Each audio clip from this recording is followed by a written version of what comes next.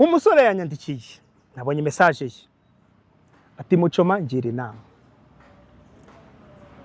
maranye n'umukobwa imyaka 3 bakundana dukundana ariko maze amezi 6 mushatse none ubu ngubu ari mu rugo uri kubyumva akikundana n'uwo mukobwa bakikundana umukobwa aramubwiye ati mfa rero nkubwiza ukuri urabizi ko turi abakristo twebwe ibintu byo gusambana ni paka turi mu rugo uri kubyumva yego aha umuhungu aravuga ati nta kibazo ndi umukristo nanjye ndabyemera rwose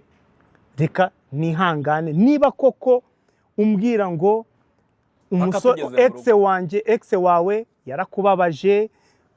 ntago ugigira icyizere n'abahungu baba bashaka kuryamana nawe hanyuma bakagenda ukaba warahisemo gufata umwanzuro wo kutongera kuryamana n'umuhungu kugeza igihe agushize mu nzu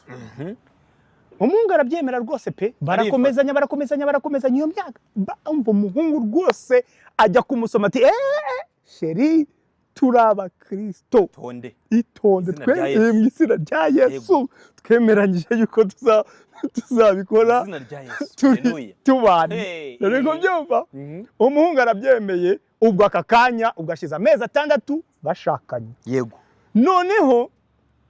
muri aya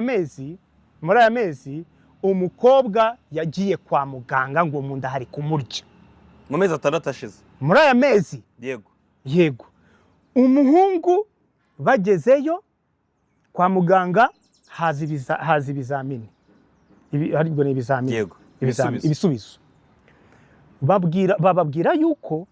wihangane inda wakuyemo mu mwaka ushize hari ibintu bagize ute bibagiriwe mu nda none ubwo turihongera tugere buryo twahoza bikavamo yego umuhungu abikubisa amatwi ati ye iburetse wait a minute umwaka ushize se ryamanye nawe ra hinjiriye hehe umuhungu byaramutunguye aravuga ati semana yanjye none kandi bari mu rugo kandi ari mu rugo ubu ngubu arabaza iki rero arabaza ati none se Muchoma mbigenze nte nihanganiye umugore nashatse